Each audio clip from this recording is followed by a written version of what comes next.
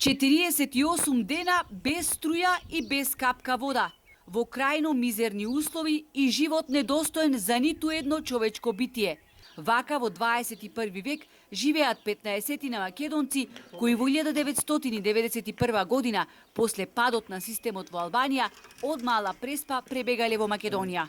Од тогаш живеат сместени во некогашното железничко одморалиште Царина во Отешево, на северниот брег на Преспанското езеро.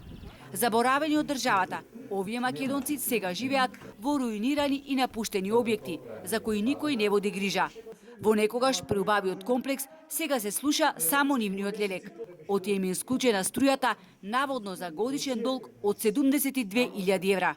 Ние сметка за струја никогаш не сме виделе, нити некој ни побарал да платиме. Се одеше преку акционерското друштво за израда и стопанисување со стамбен простор, бидејќи трафостаницата во комплексот е нивна, вели ни солзи 75 годишниот Коста Цветковски. Како може ние туа 15 души да потрошиме толку струја? Можеме да потрошиме. Едно село не може да потроши и град што е 72.000. Ова вели, ако го фрлиме на суд, ние затвор ќе отиде сите мене. Разбираш? Половина милион до сега вели се потрошени евра, вели, за таму цари. Кој потроше половина милион? И парите се, не... Дори ми се плаче, ти кажа, не може да мога. Мислите. Некогаш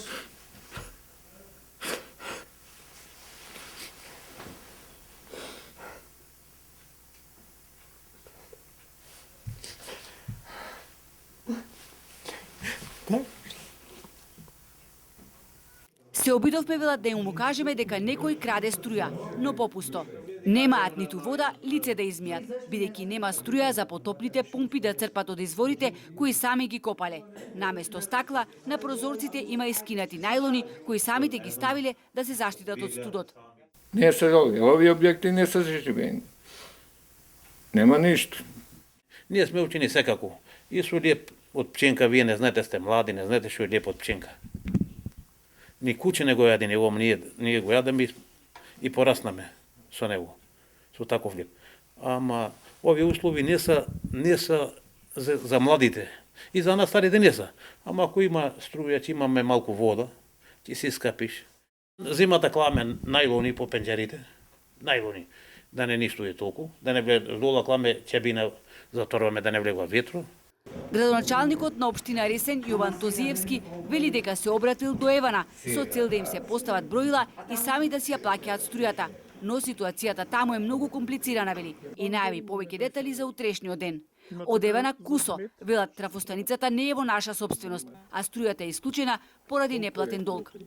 Се обративме и до акционерското друштво за израда и стопанисување со стамбен простор. Не интересираше по кој основ ја превзеле обврската на бегалците да им ги плаќаат сметките за струја. Дали имаат информација како е направен долг од 72.000 евра, кога луѓето немаат нити електрични уреди. Доколку требало, зошто бегалците од Мала Преспа не биле навреме информирани дека од нив се очекува сами да си ги плаќаат сметките. Ветија дека одговор на прашањата ќе ни испратат во текот на утрешниот ден.